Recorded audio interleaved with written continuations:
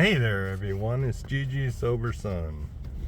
On kind of a gray day today, overlooking Crab Island and the Coast Guard station over there, right next to the Destin Bridge, out onto Okaloosa Island there. October 15th. Am I deeply grateful to AA for what it has done for me in regaining my sobriety and opening up an entirely new life for me? AA has made it possible for me to carry on other interests in business and in various other associations with people. It has made a full life possible for me. It would perhaps be wrong if all my activities were limited to AA work. It has made a well-rounded life possible for me in work, in play, and in hobbies of various kinds. But will I desert AA because of this? Will I accept a diploma and become a graduate of AA? Do I realize that I could have nothing worthwhile without AA? And, oh my gosh, that is such an appropriate reading, because I actually have used that terminology that I literally thought, I felt like I had graduated spiritually from AA. That I could, move on. Bill Wilson referred to AA as a spiritual kindergarten, and I thought, well, at least I moved on to first grade. And I thought in my mind, I didn't realize I had this agreement with myself that AA was, its sole purpose was to get me sober and get me connected with my higher power. And since I was sober and I felt happy about it, and I knew who my higher power was, my brand of religion, as Bill asked Evie, his buddy Ebby, when he came to visit him, he was like, I got religion. And Bill says, well, what brand? Anyway, I knew what brand of religion I was involved in, so I thought, let me just go okay, so basically I thought I could just do church only. And that worked okay until it didn't. Until the storms of life hit, and I'm not saying that my higher power couldn't have poofed me through it. It's just that I needed people to rally around me who knew my condition, right? And I had people in the religious organization that I was involved in. When I would mention AA, they would say, oh, you don't need AA. They would encourage me to not go there because they only knew me as a sober person, right? And to know us, they say, the book says, an alcoholic in their cups is an unlovely sight. And they'd never seen that unlovely sight in my act of alcoholism, so they didn't think I had a problem.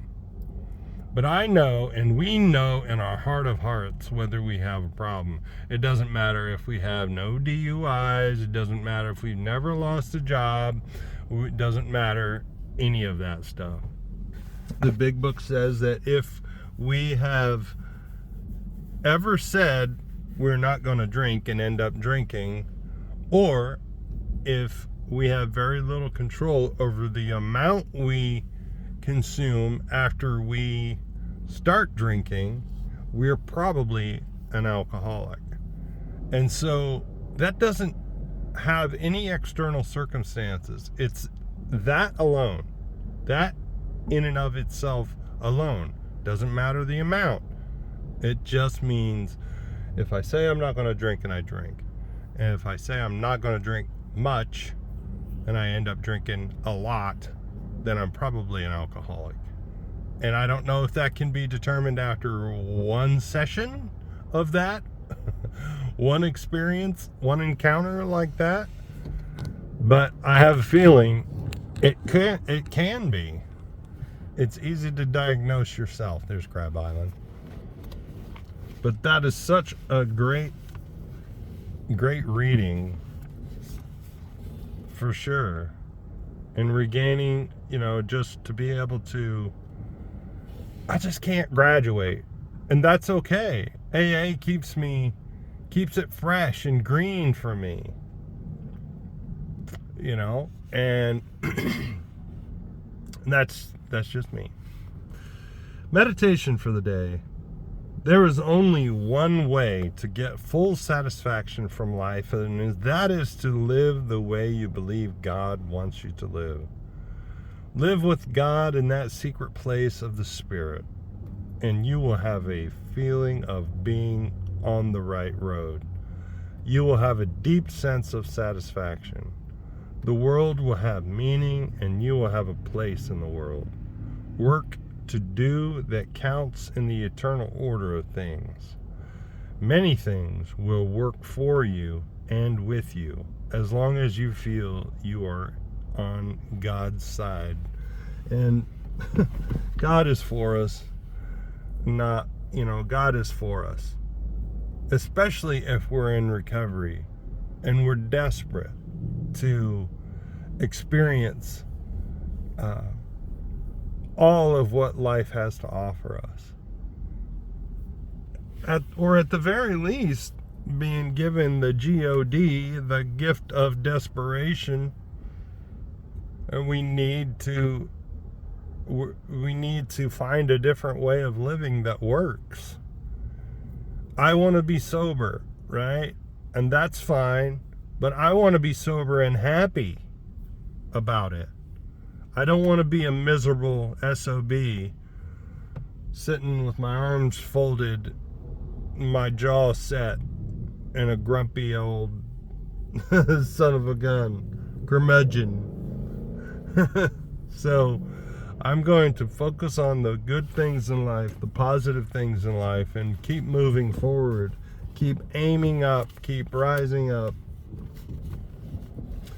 As I say at the end of each of my videos here. Prayer for the day. I pray that I may have a sense of the eternal value of the work I do. I pray that I may not only work for now, but also for eternity. And I don't know what that means. That's the author's take on a good prayer, and that's fine. But I know that as long as I look up, aim up, God's going to help me rise up.